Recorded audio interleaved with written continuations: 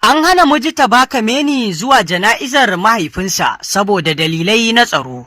Masu saurare ku gyara zama domin jin rahotannin labaran da muke tafa da su daga ƙasar Iran kan wannan jana'iza da ake gudanarwa ta Ayatullahi Ali Khamenei. Kamar yadda rahotannin labarai ke bayyana, Mujtaba Kameni ba zai halarci jana'izar mahaifinsa ba.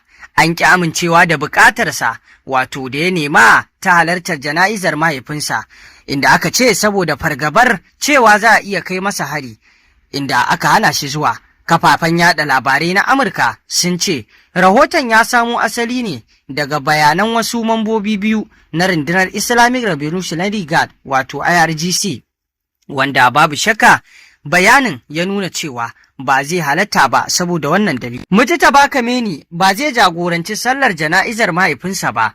Kafofin yada labaran Iran sun ce Mujtaba Kameni ba zai jagoranci sallar jana'izar mahaifinsa ba, Ayatullahi Ali Khamenei, yayin da aka bayyana sunayen manyan malamai da za su jagoranci sallolin jana'izar a birane daban-daban. Kamfanonin dillancin labaran Iran sun rawaito cewa Ayatollah Jafar Subhani Tabrizi shine zai jagoranci sallar jana'izar a Tehran, yayin da Ayatollah Nasir Makarim Shirazi zai jagoranta a Qum, sannan kuma Ayatollah Hussein Nuri Hamedani zai jagoranta a Mashhad. Sakataren kwamitin shirya jana'izar Ali Khamenei, Ali Akbar, shine ya ce batun halartar Mujtaba Kameni jana'izar mahaifinsa na hannun ofishin jagorancin addini ne, kuma idan aka cimma matsaya za a sanar da jama'a ta hanyar ofishinsa. Mujtaba Kameni bai fito bainar jama'a ba tun bayan fara yakin da wato yayi sanadiyar mutuwar mahaifinsa da wasu daga cikin 'yan uwansu a wato farkon rikicin. Iran ta gargaɗi Birtaniya da Faransa kan duk wani matakin soja a mashigar Hormuz.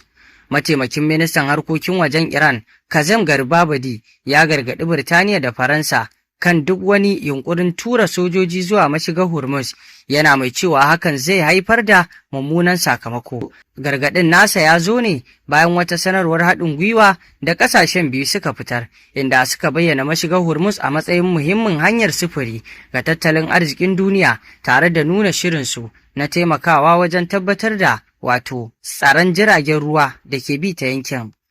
A wani saƙo da ya wallafa a shafinsa na dandalin X, Garibabadi ya ce Hormuz ba wurin nuna ƙarfin soji ba ne ga ƙasashen da ba sa yankin, yana mai jaddada cewa Iran ce ke da alhakin tabbatar da tsaron mashigar tare da sauran ƙasashen da ke gaɓar ruwan yankin. Ya ƙara da cewa duk wani matakin soji da ƙasashen waje za su ɗauka a yankin zai fuskanci martani, yana mai cewa waɗanda suka haddasa rikici ne za su ɗauki alhakin duk wani sakamakon da ka iya biyo baya.